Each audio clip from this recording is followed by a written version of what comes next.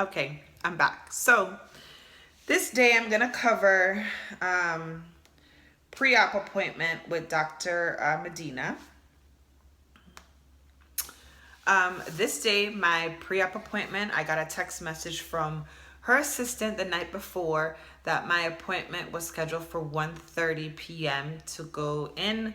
That day would have been Sunday, like 6 days after my surgery. So that day, we were picked up at about 12:30. We had breakfast, we had lunch, and we went to her office. The great part about it is her transportation team that she works with. The drivers are really good. They'll help you with your boppy. They help you get in the car, get out the car, as well as to walk inside the office, bent over with your boppy so that you don't fall. They were really supportive. I was happy about that. In any event, we got there about 12:30, and when I walked in, I saw a million people. We were like, "Oh my God, this is seriously gonna take all day." But they are other doctors within the clinic itself that also had patients. But in any event, we had like 4 or 5 people that were in front of us, and those appointments are a little bit long, and I figured out why they were long when I actually went in and got attended to, which is why I understood after. These appointments are kind of long. We kind of stayed at the clinic from about 12:30 till about 4, I think it was. It was a lengthy experience, and it was also Holy Week within in DR. So I guess she was also trying to get everyone else in, and it was also her birthday week. So she was pretty much leaving, and I wasn't gonna see her for the rest, like for my last follow-up visit.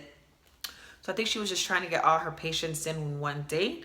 Needless to say, it was a long wait. But anyhow, I eventually got the chance to see her and to see her doctor that was working with her. At that moment, you do get undressed out of your faja. And for the first time, I did get the chance to see myself in a full length mirror. And it was a little bit emotional for me when I went back to the recovery house because I just could not believe that I no longer had a fupa and where did my fupa go. And what I was really happy about was to see how thin my tummy tuck incision was. Dr. Medina did say that everything looked good and that appointment, your dressings gets changed, your navel gets cleaned, and you do get fresh bandages, and then you are put into your stage 2 faja on that day.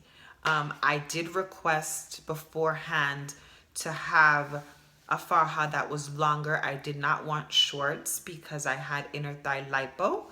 They did not have the longer one in my size in stock. So what they did was they called the recovery house, and the recovery house had it. So when I got back to the recovery house, I paid them 140 US. I was given a receipt, and then I was placed in my stage 2 faja. At the beginning, when you're placed in your stage 2 faja, it's gonna feel great. It's gonna feel like more support. You're able to just, feel like, okay, you can now take on the world. That shit gets old real quick when it's nighttime and you have to sleep in it, and it pretty much is super tight. In any event, that was the appointment. We were there for a long time, and then we ultimately went back to the recovery house. So that day, on your first post-op appointment, you will be given your faja. If you feel that you want a longer faja, I would suggest that you send a message to her assistant the night before, letting them know so it can be ordered, or 2 days before, letting them know that it can be ordered so it will be there. So the post-op appointment went well, and that was day 6.